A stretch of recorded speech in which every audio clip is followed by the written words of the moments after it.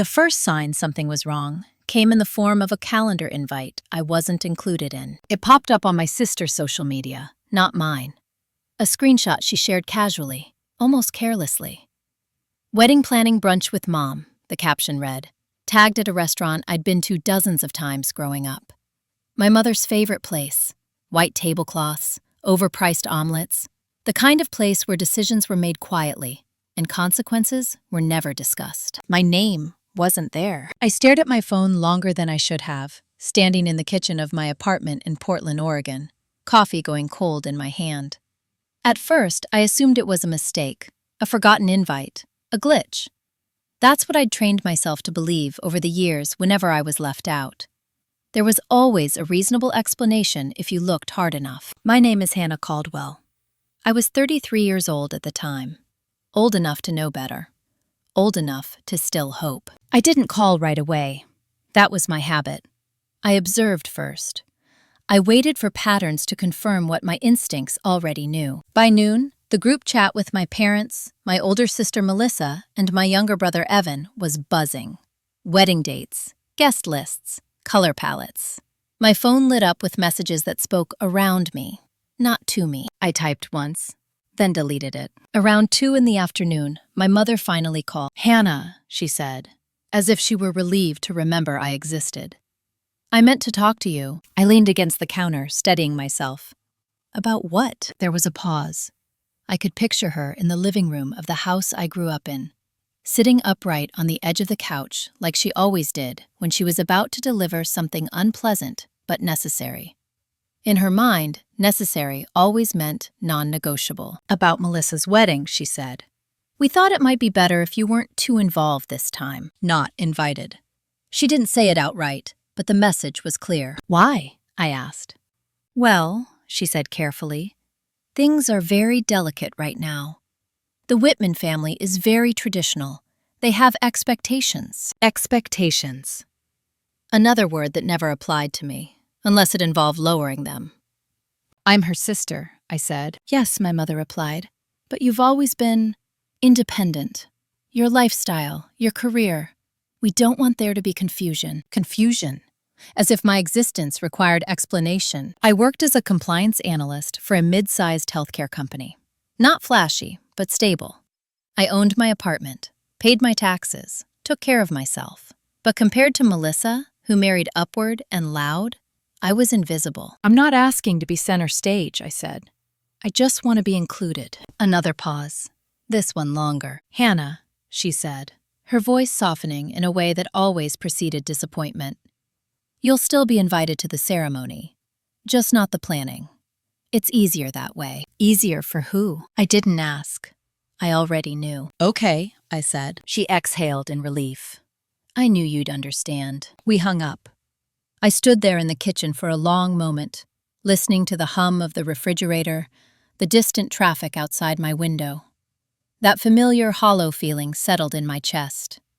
Not sharp, not dramatic, just empty. That evening, Evan texted me privately. "Mom says you're being cool about the wedding stuff. Thanks for not making it a thing." I stared at the message.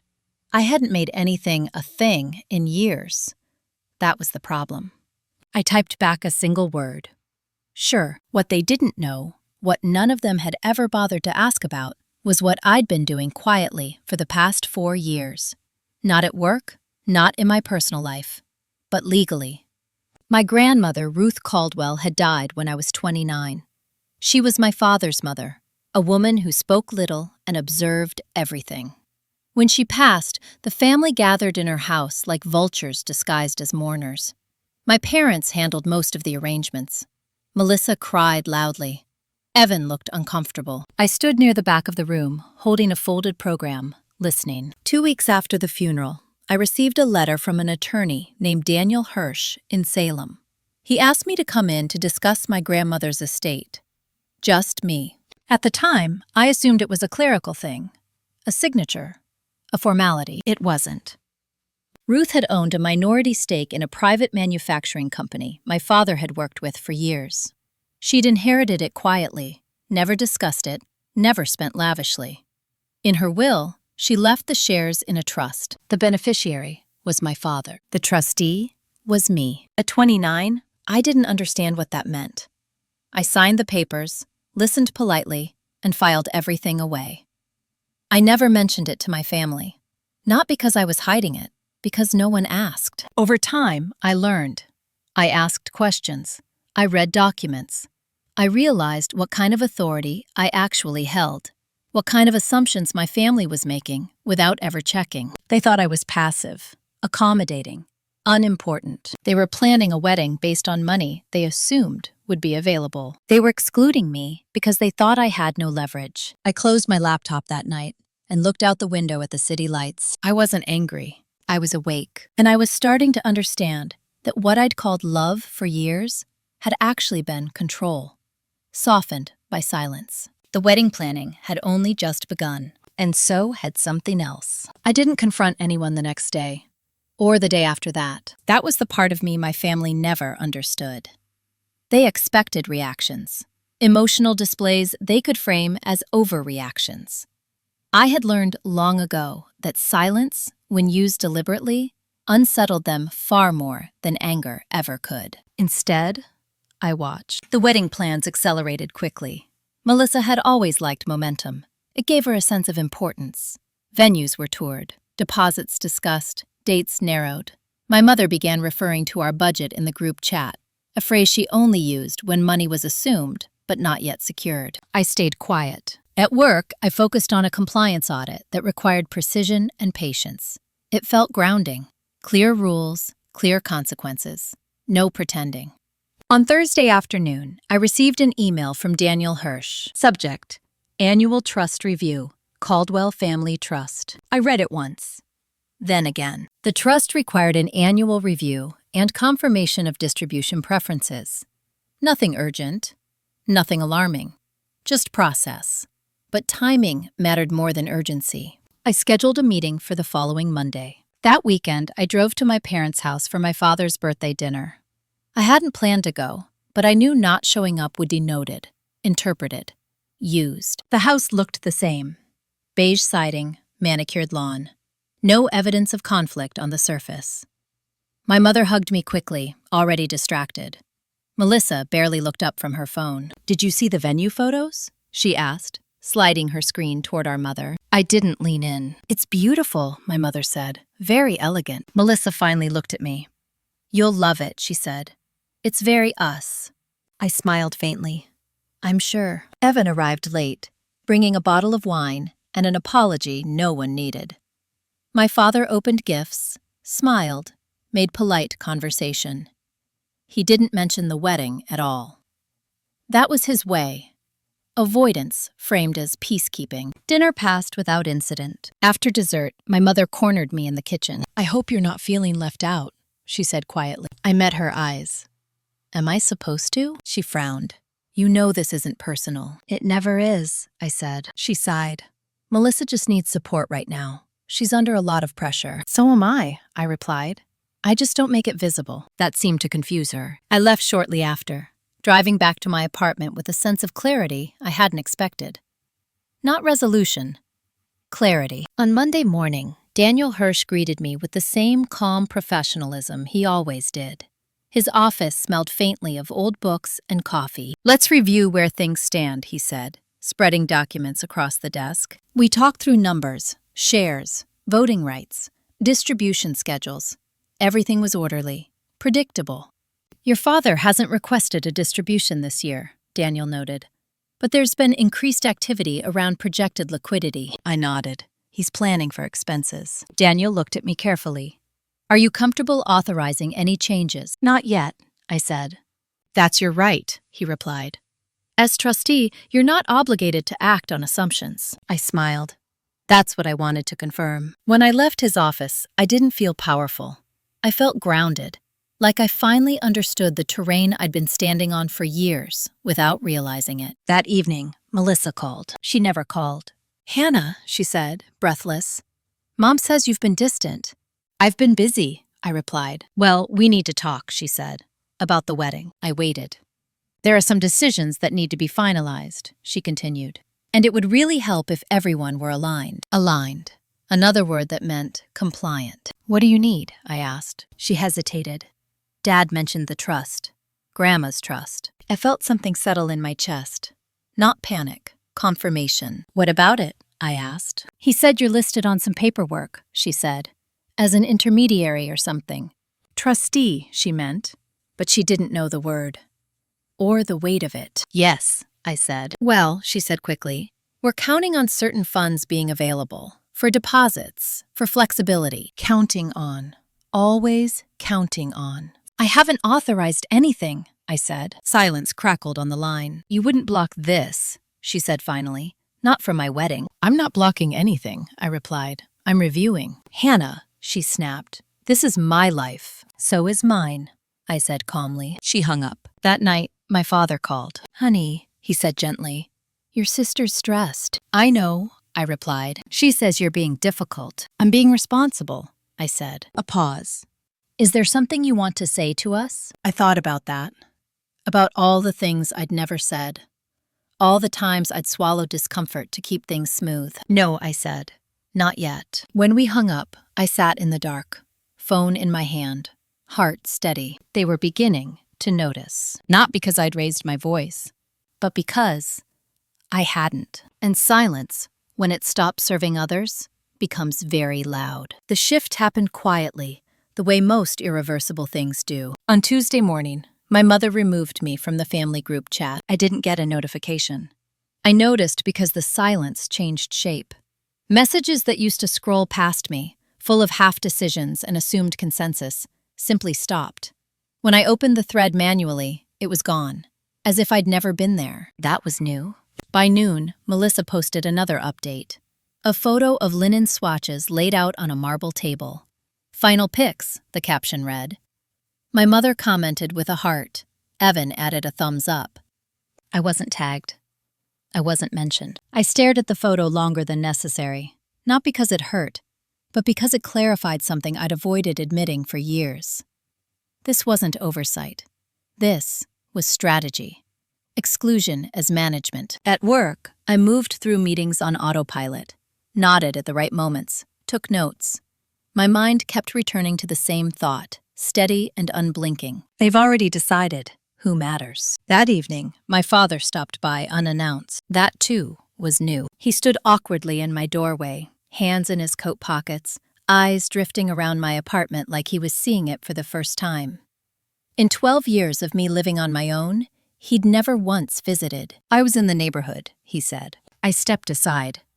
Come in. He sat on the edge of the couch, posture stiff, like he might be asked to leave at any moment. I poured him water. He thanked me twice. Your mother didn't mean to upset you, he said finally. I know, I replied. She meant to control the outcome. He flinched. She's under pressure, he said. Melissa is too. So am I said evenly. He looked at me, really looked, and something shifted in his expression. Surprise, maybe, or guilt. You've changed, he said. I've stopped adjusting, I replied. He exhaled slowly. Your sister is worried. About what? He hesitated. About the trust. There it was again. The word they'd avoided for years, now suddenly urgent. What about it? I asked. She's concerned you might delay things. I might, I said. He frowned. Why? I met his eyes. Because no one has asked me anything. You've all assumed. He rubbed his temples. We didn't think it would be an issue. That's the issue, I said. He didn't argue. Instead, he said something that surprised me. Your grandmother used to say you were the only one who paid attention. I nodded. She did. She trusted you, he said quietly. Yes, I replied. She did. He left shortly after, not angry, just unsettled. I watched his car pull away from the curb and felt something loosen in my chest. Not relief, permission. The next morning, Daniel Hirsch called. I wanted to give you a heads up, he said. Your father contacted my office. I closed my eyes briefly. About what? About potential liquidity timelines, he replied. I referred him back to you. Thank you, I said. There's also something else, he added. Your grandmother included a discretionary clause I don't think you've exercised yet. I sat up straighter. What kind of clause? One that allows the trustee to pause, or condition distributions, if funds are being used for non-essential purposes that could compromise long-term stability. Wedding deposits, I thought. Send it to me, I said. That night, I read the clause 3 times. It wasn't punitive. It wasn't dramatic. It was practical. My grandmother had anticipated exactly this kind of situation. Assumptions, entitlement, silence mistaken for consent. She'd given me a lever. The following Friday, Melissa showed up at my apartment. She didn't knock. She rang the bell 3 times in quick succession, the way she always did when she wanted to assert urgency. "Hannah," she said as soon as I opened the door. "We need to talk." She didn't wait for an invitation. Walked in, heels clicking against my floor like punctuation marks. "You've been avoiding us," she accused. "I've been observing," I replied. She scoffed. "Same thing." "No," I said. "Very different." She crossed her arms. "Dad says you're dragging your feet." "I'm reviewing," I said. "You know what this looks like," she snapped. "I do," I replied. "It looks like I'm finally being noticed." Her face flushed. "This isn't about you." "It became about me when you removed me from the room," I said calmly. She laughed, sharp and dismissive. "You're not being removed. You're just not central." I held her gaze. "That's the same thing." She stepped closer. "You don't get to sabotage my wedding because you feel left out." "I'm not sabotaging anything," I said. "I'm declining to subsidize something I wasn't consulted about." Her eyes widened. "Subsidize?" "There it is," I said quietly. "You assumed." She stared at me like I'd spoken another language. "You always do this," she said. "You make things complicated." "I make them explicit," I replied. She shook her head. "Mom was right. You're being selfish." I didn't raise my voice. I didn't argue. "I'm being precise," I said. She left in a storm of indignation, slamming the door hard enough to rattle the frame. I locked it behind her and leaned against it, heart steady. That night, I drafted an email to Daniel Hirsch. Subject: temporary distribution hold. I didn't send it right away. Instead, I slept for the first time in weeks, deeply, because I knew that once I clicked send, the quiet imbalance my family relied on would collapse, and they would finally understand what it meant to exclude the wrong person. I sent the email at 6:52 a.m., not because it was symbolic, because that was when I woke up, clear-headed and calm, with no one else awake yet to influence the decision. Daniel replied within minutes. Acknowledged. Distribution hold effective immediately.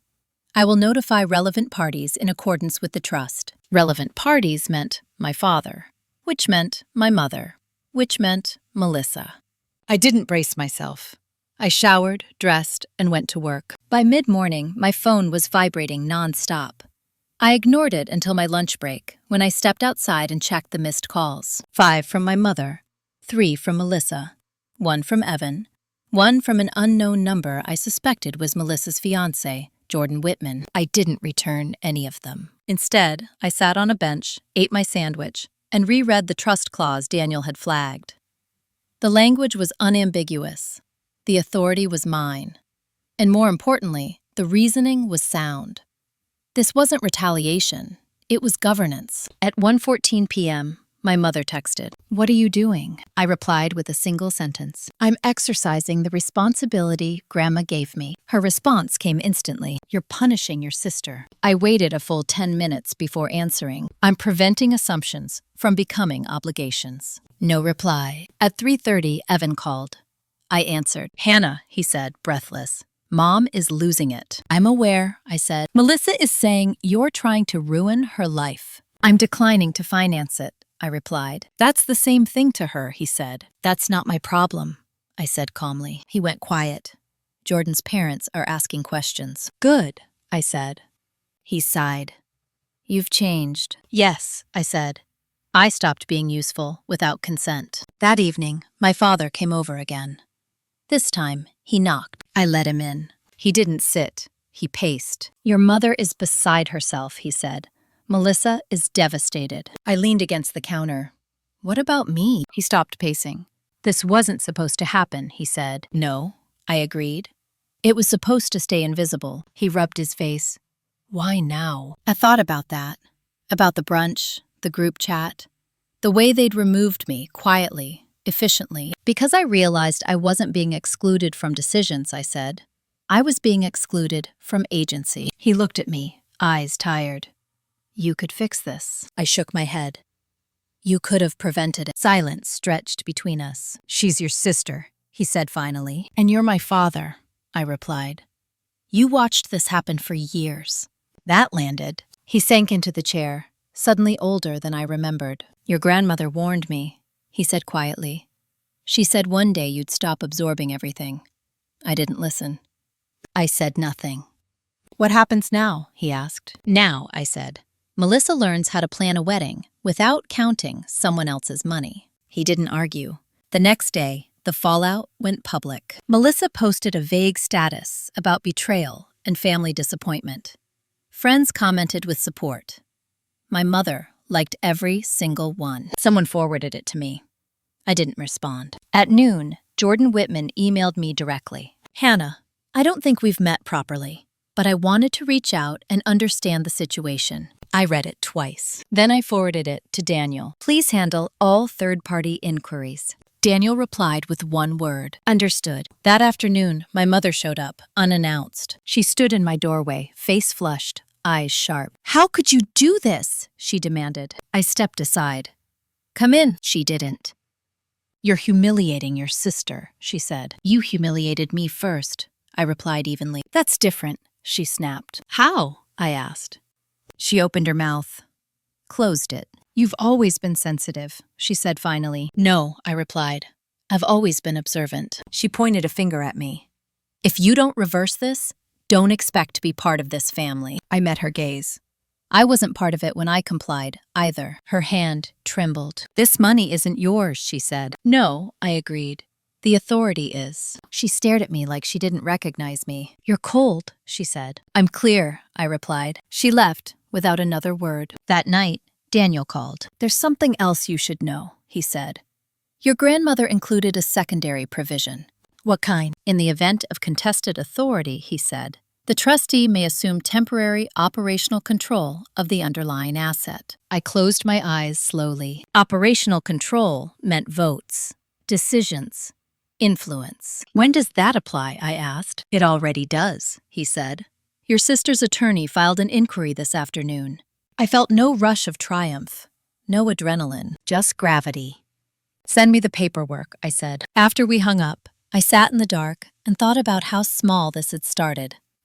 A brunch invite, a missing name, a quiet exclusion, and how quickly it had escalated once silence stopped protecting them. I opened my laptop and began to read, because the next move wouldn't be emotional, it would be structural. And once structure shifts, nothing goes back the way it was. I didn't tell anyone when I signed the paperwork. There was no announcement, no dramatic moment where the weight of the pen felt symbolic. It was a Tuesday afternoon, raining lightly outside my office window, the kind of gray Oregon day that made everything feel muted. I read every page carefully, asked 2 clarifying questions, and then signed where Daniel indicated. Temporary operational control of the Caldwell Manufacturing Trust. It sounded larger than it felt. In practice, it meant I now had voting authority tied to my grandmother's shares, oversight of major decisions, visibility into contracts and expenditures that had previously been discussed without me, about assets connected to my family, but never, apparently, to my voice. When I finished, Daniel slid the folder closed. This will escalate things, he said. Not as a warning, just a fact. I know, I replied. He studied me for a moment. You're steady. That matters. I nodded. So does timing. The escalation came faster than I expected. By Thursday morning, my father's name appeared on my phone. I let it ring twice before answering. What did you do? He asked quietly. I followed the trust, I said. There's a board call scheduled for Friday, he said. I wasn't informed. You wouldn't be, I replied. You're not on the board. Silence. You've never wanted this kind of responsibility, he said. No, I agreed, but I've always had it. He exhaled slowly. Your mother is saying you've gone too far. She's allowed to say that, I replied. Hannah, he said, voice tight. This affects people, jobs, families. I know, I said. That's why I'm not acting emotionally. Another pause. Melissa is furious, he said. I'm not surprised, I replied. He lowered his voice. Jordan's parents are reconsidering the merger. That got my attention. What merger? I asked. Another silence. This one heavier. The Whitmans were expecting a strategic partnership after the wedding, he admitted. It wasn't finalized, but it was discussed. There it was, the hidden layer. The unspoken assumption that Melissa's marriage wasn't just personal, it was transactional. No one mentioned that to me, I said. No, he replied. We didn't think it was necessary. I closed my eyes briefly. You built business expectations on a family secret. Yes, he said. And now it's unraveling. I didn't unravel it, I replied. I revealed it. He didn't argue. On Friday morning, I joined the board call from my office. 6 men, all over 50, all surprised to see me. Daniel introduced me formally. Trustee, acting director, authorized representative. No one interrupted. We reviewed numbers, forecasts, vendor obligations. Nothing dramatic, nothing reckless, just transparency. When the call ended, one of the board members stayed on. Your grandmother would have approved, he said. She hated when people assumed access without accountability. Thank you, I replied. After that, things shifted quickly. The Whitmans withdrew from informal talks. Jordan called Melissa into a serious conversation. My mother began canceling appointments she'd bragged about weeks earlier. The wedding planner asked for confirmation of remaining deposits. Melissa called me that night. I almost didn't answer. Hannah, she said, her voice brittle. You knew about the merger. I didn't, I replied. I found out yesterday. She laughed sharply. Don't lie to me. I'm not, I said. You just didn't include me in the plans you built on my silence. She went quiet. You could have told me, she said finally. You could have invited me, I replied. Her voice dropped. You're destroying everything. I thought about the word destroying, about how easily she used it to describe discomfort. I'm dismantling a system that excluded me, I said. If it can't survive that, it wasn't stable. You always do this, she snapped. You punish people by withdrawing. I withdraw consent, I corrected. There's a difference. She hung up. That weekend, my mother sent me a letter. An actual letter. Handwritten. Emotional. Accusatory. She wrote about family loyalty, about sacrifice, about how I was choosing control over connection. I read it once. Then I folded it and put it in a drawer. Because the truth was this. I hadn't chosen control. I had discovered it had always been placed in my hands, quietly, by the only person who had seen what my family was doing. And now that I was using it, they were calling it betrayal. Monday morning, Daniel emailed me an updated financial report. The trust was stable. The company was stable. The only instability was relational. I forwarded one line back. Proceed as planned. At lunch, Evan texted me. Mom says you've gone nuclear, I replied. Number. I've gone honest. He didn't respond. That evening, alone in my apartment, I stood at the window watching rain streak down the glass. For years, I'd believed that keeping peace meant staying quiet, that love required me to absorb discomfort so others wouldn't have to. Now I understood something different. Peace that depends on your disappearance isn't peace. It's erasure, and I wasn't disappearing anymore. The first legal notice arrived on a Wednesday. Thick envelope, cream paper, my name typed cleanly across the front. No return address, just the insignia of a firm I recognized immediately. Whitman and Klein, Jordan's family lawyers. I didn't open it right away. I made coffee, fed the cat, answered 2 work emails, let my breathing settle into its usual rhythm before I slit the envelope open with the edge of a letter opener I'd never used before. The language was formal, restrained, and unmistakably threatening. They were requesting clarification of my authority, questioning the timing of my actions, and hinting at potential harm caused by sudden governance changes. It stopped short of an accusation, but leaned heavily toward implication. I forwarded it to Daniel without comment. His reply came less than 10 minutes later. Expected. I'll handle it. You've done nothing improper. That was the difference between panic and power. Someone else saw the same facts and wasn't alarmed by them. By Friday, my mother had stopped calling entirely. Instead, my Aunt Linda reached out, the designated intermediary. She'd always been good at delivering messages that sounded neutral, but weren't.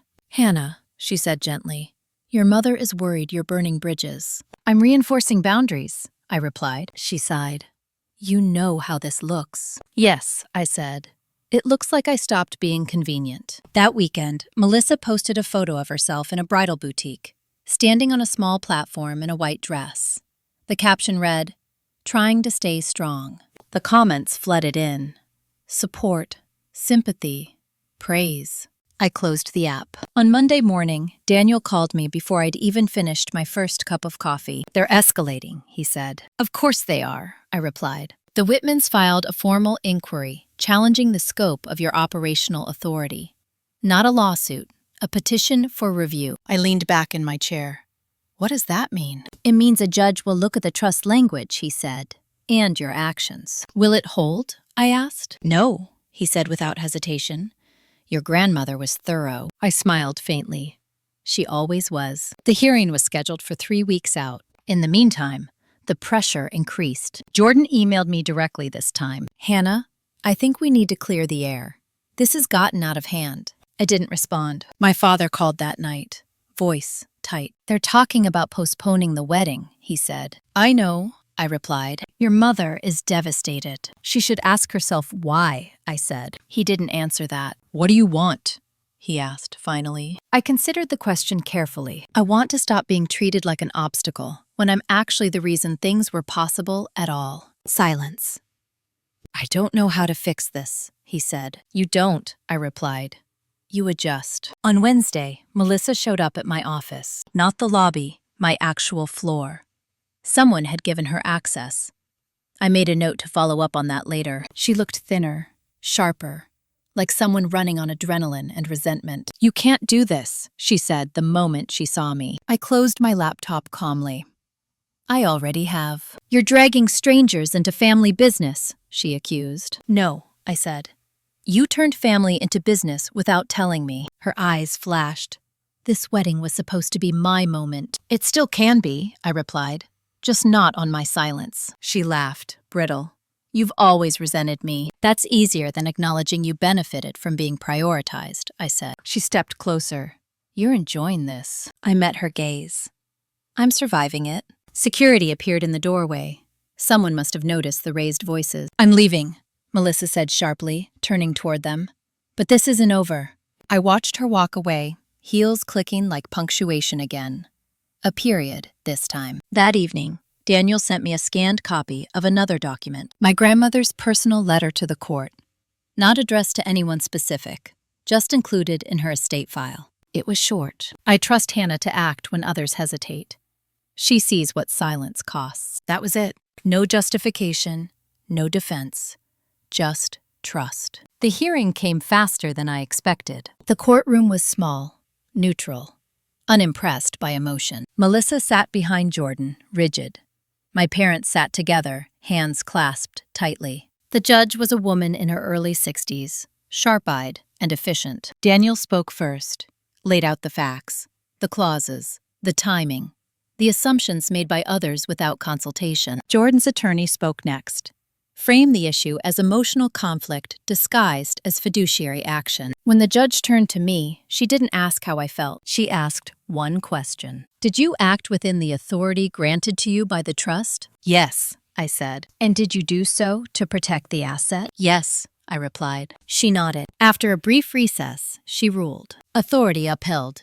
Petition dismissed. She added something unexpected. This court does not exist to preserve family comfort at the expense of legal clarity. Melissa looked stunned. My mother closed her eyes. Outside the courthouse, Daniel shook my hand. This changes the dynamic, he said. Yes, I replied. Permanently. That night, my phone buzzed with a message from Evan. I didn't think you'd win, I typed back.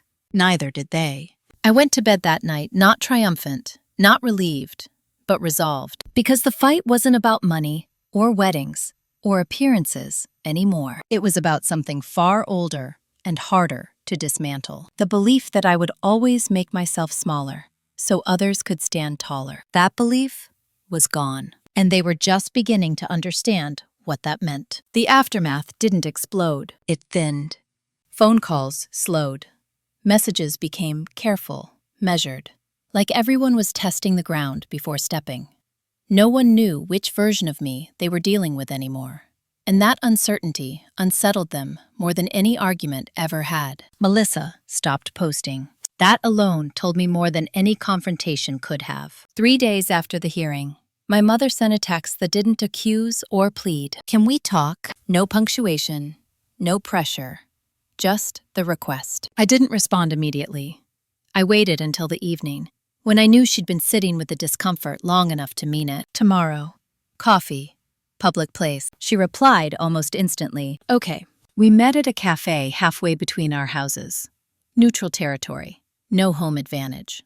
She arrived early, already seated, hands folded around a mug she hadn't touched. She looked older, not fragile, just stripped of certainty. Hannah, she said when she saw me.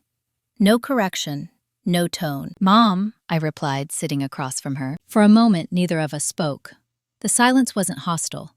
It was unfamiliar. I didn't think you'd go this far, she said finally. I didn't think I'd need to, I replied. She winced.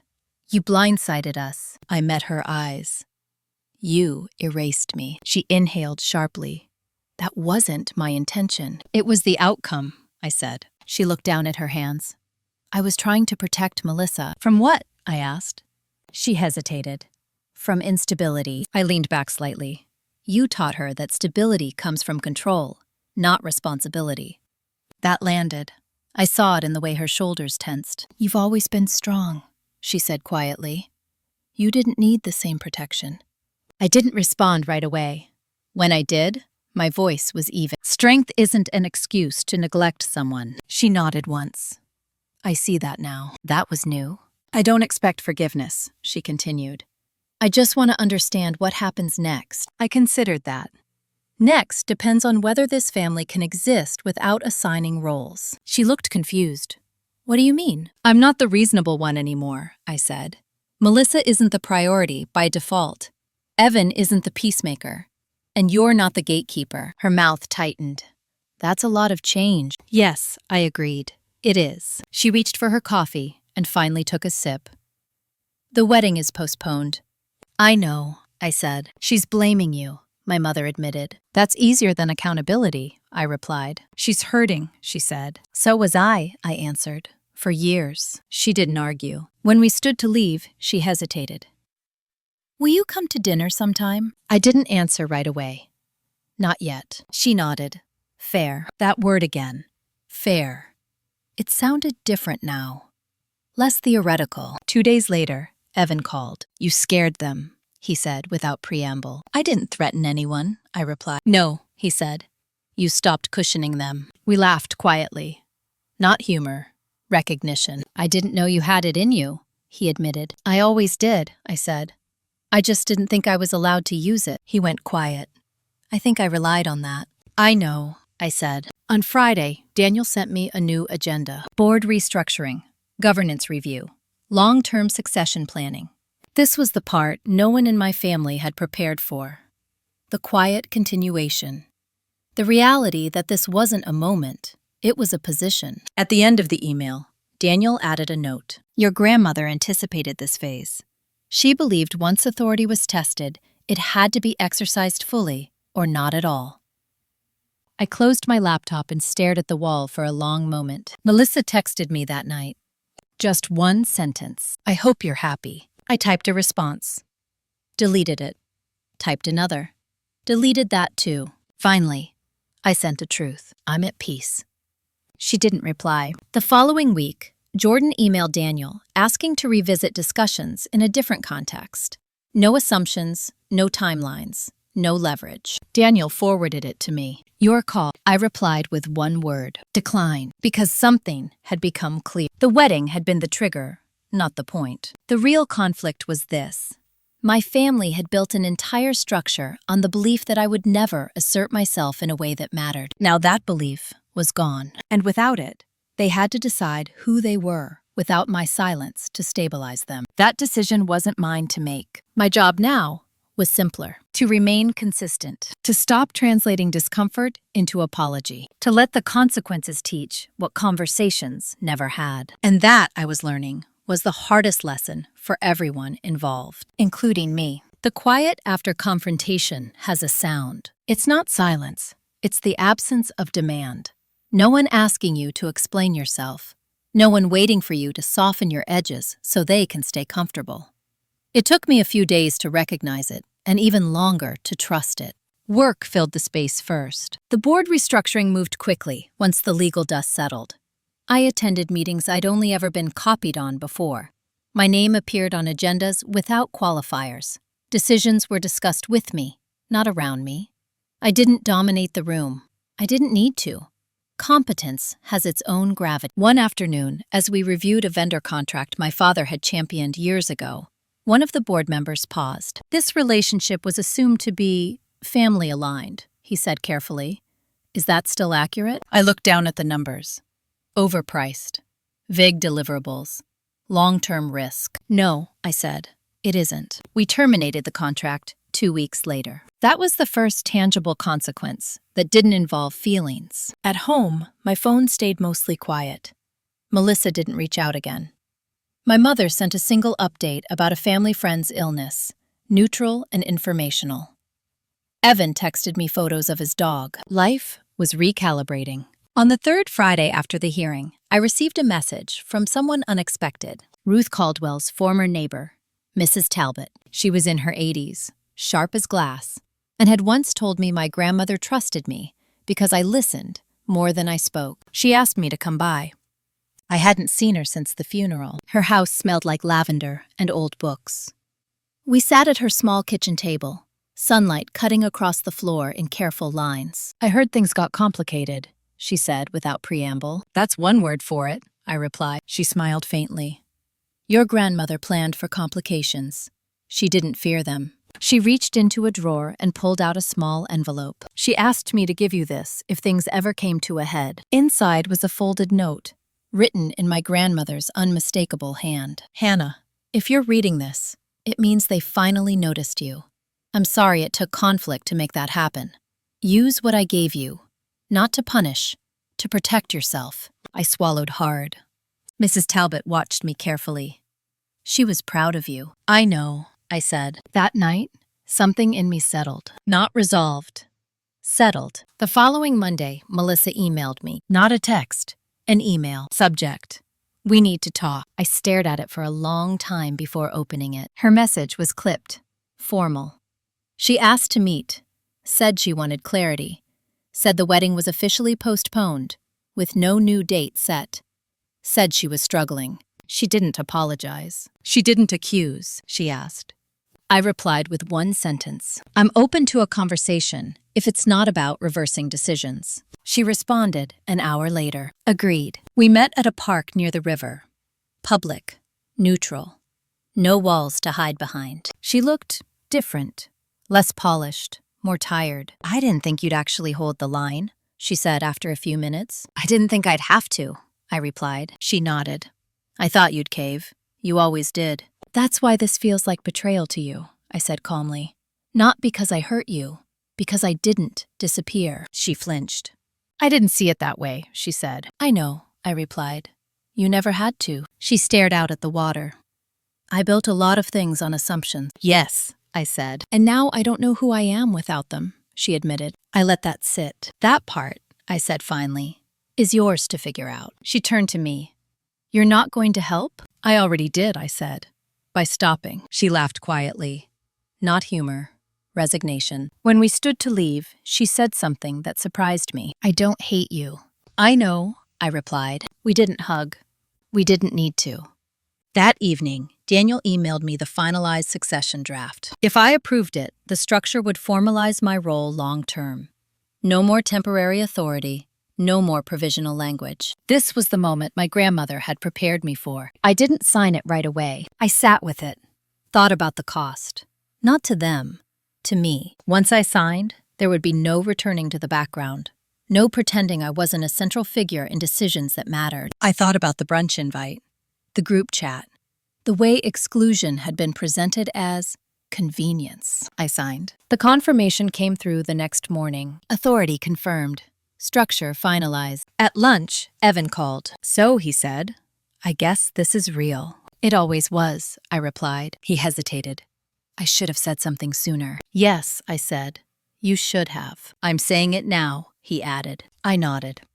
That counts. That night, alone in my apartment, I poured a glass of wine and sat by the window. The city lights blurred slightly in the glass. I didn't feel triumphant. I felt intact. For the first time, my choices didn't orbit anyone else's comfort, and that changed everything. Chapter 9 wouldn't be about conflict. It would be about what grows in the space conflict leaves behind, and whether my family could exist without needing me to shrink to hold them together. The space left behind didn't stay empty for long. It filled with work first. Real work. The kind that doesn't revolve around proving yourself to anyone, only around doing the job well and letting the results speak. I stepped into the role fully, not because I wanted visibility, but because hesitation would invite the same assumptions I'd just dismantled. The company stabilized faster than expected. Vendor costs dropped. Reporting tightened. Decisions that had been postponed for years were finally made because no one was waiting for family consensus anymore. One board member told me privately that productivity had improved simply because meetings ended on time. That made me smile. At home, my life grew quieter in a way that felt intentional instead of lonely. I cooked more, read before bed, took long walks without my phone. For years, I'd mistaken constant availability for connection. Now, I understood the difference. My mother didn't call for 3 weeks. When she finally did, it wasn't to ask for anything. I told Melissa she needs to plan her life without expecting other people to smooth the way, she said. I paused. That's new. So is being wrong, she replied. I let that land. I'm not asking you to fix things, she added. I just wanted you to know. Thank you, I said. We hung up without tension. No warmth either, just honesty. That same week, the wedding planner reached out to me directly. I almost laughed when I saw the email. She was confirming cancellation of services and wanted to verify who had authority to sign off on final accounting. My name was already on the form. I signed it digitally and sent it back without comment. Jordan didn't reach out again. According to Evan, his parents had shifted their attention elsewhere, quietly disengaging from any arrangement that didn't promise immediate advantage. That information didn't bring me satisfaction. It brought clarity. Transactions had been mistaken for relationships, and once exposed, they dissolved on their own. On a Tuesday afternoon, I received a message from someone I hadn't expected to hear from at all. My cousin Rachel, my mother's niece, the one who'd moved across the country years ago and never come back for holidays. She wrote, I heard what happened. I just wanted to say thank you for doing what the rest of us never could. We met for coffee the following weekend. She told me her own version of the family story. Different details, same pattern. Silence rewarded. Compliance praised. Boundaries punished. I always thought it was just me, she said. It wasn't, I replied. That realization mattered more than I'd anticipated. Not because I needed validation, but because it reframed the narrative my family had spent decades protecting. This wasn't a single conflict. It was a system, and systems only change when someone stops playing their assigned role. In early October, Melissa sent another email. Short, direct. The wedding is officially canceled. Not postponed. Canceled. I read it twice. Felt nothing sharp, just finality. She added one more line. I don't know what comes next. I considered my response carefully. Neither do I. That's not a failure. She didn't reply. A week later, my father invited me to lunch. We sat across from each other in a quiet restaurant neither of us had ever chosen before. No memories attached, no habits to fall into. I'm retiring at the end of the year, he said. I raised an eyebrow. You never mentioned that. I didn't know how, he admitted. Everything I planned was tied to assumptions. I nodded. Those tend to collapse all at once. He smiled faintly. Your grandmother would have enjoyed watching this. Yes, I said. She would have. He hesitated. I want to rebuild things with you, slowly, on your terms. I believed him. Or rather, I believed he meant it. That's possible, I said, but it won't look like before. I wouldn't want it to, he replied. That night, I updated my will. Not because I expected anything to happen, but because clarity felt appropriate. I named beneficiaries deliberately, added conditions thoughtfully, made sure nothing depended on silence or assumption. I understood now what my grandmother had done for me. She hadn't just left assets, she'd left a map. As the holidays approached, invitations came and went. Some I accepted, some I declined. No explanations given, no guilt carried. On Thanksgiving, I spent the day with friends. Chosen family. People who asked questions and listened to the answers. We cooked together, ate too much, laughed without edge. My phone buzzed once, a text from my mother. "I hope you're well today," I replied. "I am." That was enough. As December settled in, I noticed something I hadn't expected. I wasn't replaying conversations in my head anymore. I wasn't rehearsing defenses or bracing for disappointment. The internal noise that had followed me for years had gone quiet. Not because things were perfect, because they were honest. I understood now that the real loss hadn't been the wedding, or the money, or the role I'd been excluded from. The real loss had been time. Years spent negotiating my own worth with people who benefited from my doubt. That negotiation was over. Chapter 10 wouldn't be dramatic. It would be quieter still. Because the final stage of change isn't confrontation, it's consistency. And that's where the real power settles in. Consistency is uncomfortable for people who are used to exceptions. I learned that in the weeks leading up to Christmas, when patterns that had once felt permanent began to fray. My family didn't explode again. They adjusted in small, awkward ways, like people relearning how to walk after relying on crutches for too long. My mother stopped making announcements and started asking questions. Not many, not well at first. But she asked, "Are you coming for Christmas?" she said one afternoon, her voice careful, stripped of assumption. "I don't know yet," I replied. She waited, didn't fill the silence. That alone told me something had shifted. At work, the end-of-year reviews came in. Strong performance across the board. The company closed the quarter with numbers no one had predicted 6 months earlier. The board chair sent me a short note. "Your grandmother would be proud. So are we." I read it once, then archived it. Praise felt different now. Less intoxicating, more grounding. One evening in early December, Daniel invited me to dinner.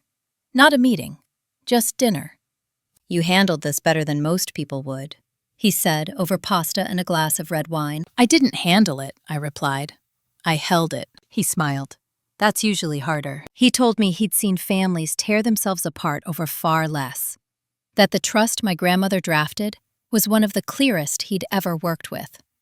That she'd anticipated pressure from inside the family, not outside. She knew where the risk was, he said. "Yes," I replied. She lived it. On December 12th, Melissa called. Not texted. Called. I stared at the screen for a moment before answering. "Hannah," she said, sounding tired. "I just wanted you to hear this from me, not Mom." I waited. "I'm moving out of state," she continued. "I got a job offer. Different industry." "That's a big change," I said. "Yes," she replied. "I need distance. From everything." I understood that more than she knew. "I'm not asking for your approval," she added quickly. "I know," I said. "I'm just listening." She exhaled. "I used to think you were cold. Now I think you were just ahead." I didn't respond right away. "Take care of yourself," I said finally. "You too," she replied. We hung up. No closure. No reconciliation. Just honesty. Christmas arrived quietly. I chose not to go home. Instead, I spent it with friends, with Rachel and her kids, with people who didn't need me to play a role to be welcome. We exchanged simple gifts, cooked too much food, took a long walk in the cold air after dinner, breath visible, laughter easy. That night, my mother sent a message. "I miss you." I read it twice before replying. I know, that was the boundary. Not cruel, not generous.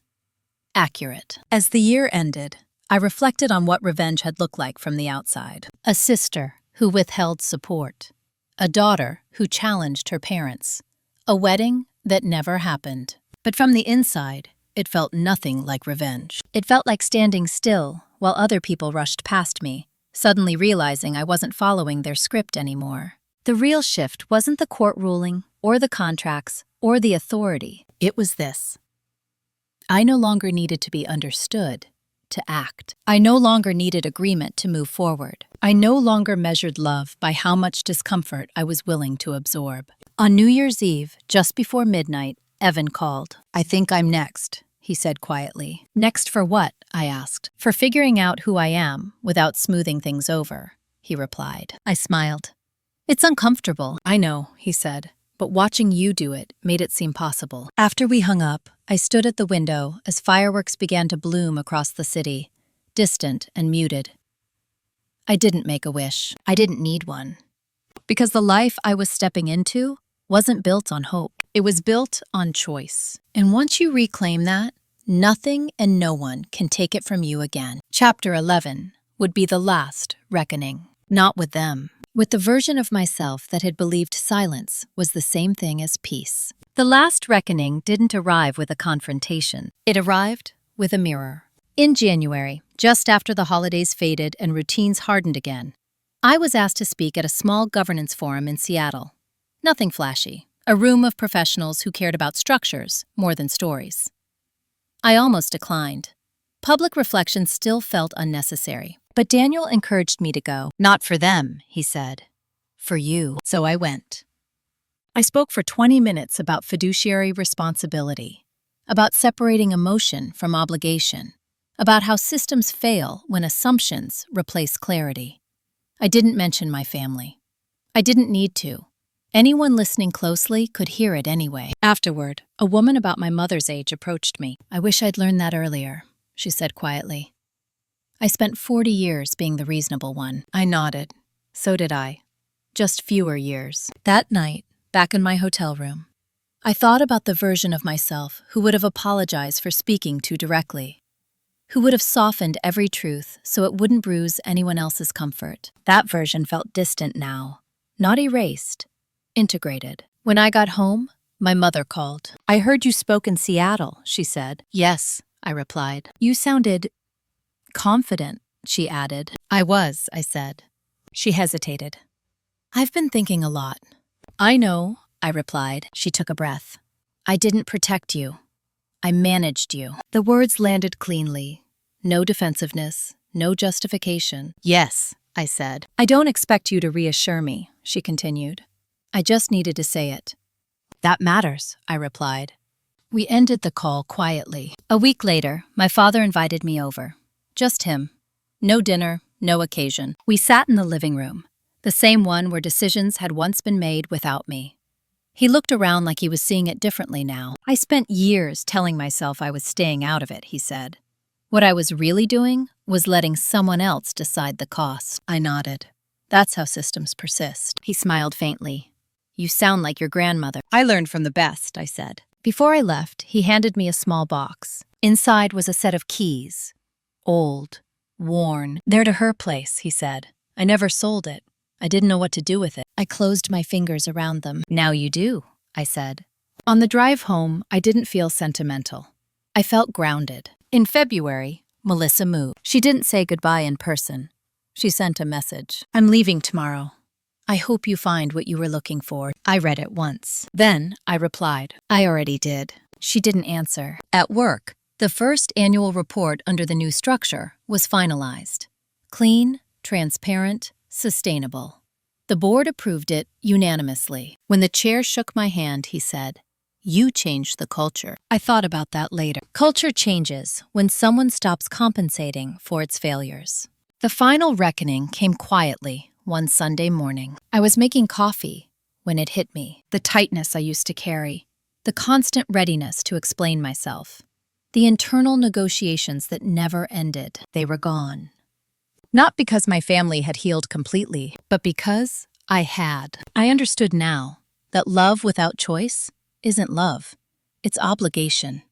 And obligation, when enforced through silence, becomes control. I didn't need to punish anyone to reclaim myself. I just needed to stop participating in my own erasure. That realization didn't make me lighter. It made me solid. Chapter 12 wouldn't be about them at all. It would be about what comes after you choose yourself and don't look back, and how quietly powerful that choice really is. What comes after choosing yourself is not triumph. It's quiet. It's waking up without rehearsing conversations that may never happen. It's making decisions without scanning the room for reactions. It's realizing that your body no longer tightens when your phone rings with a family name on the screen. It took me a while to trust that quiet. In March, I moved into my grandmother's old house. Not to preserve it as a monument, not to romanticize the past. I sold my apartment, packed only what I needed, and let the rest go. The house was modest, slightly worn, full of light in the afternoons. It felt like a place where things could be rebuilt without pretense. I didn't tell my family right away. I didn't need permission. The first weekend there, I painted the spare bedroom and turned it into an office. Nothing fancy. A desk, a bookshelf, a window that faced west. I worked with the windows open, letting in the sound of birds and distant traffic, grounding myself in the present. This was mine, fully, cleanly. At work, I delegated more. Trusted my team, stepped back where I could. Authority no longer felt like something I had to defend.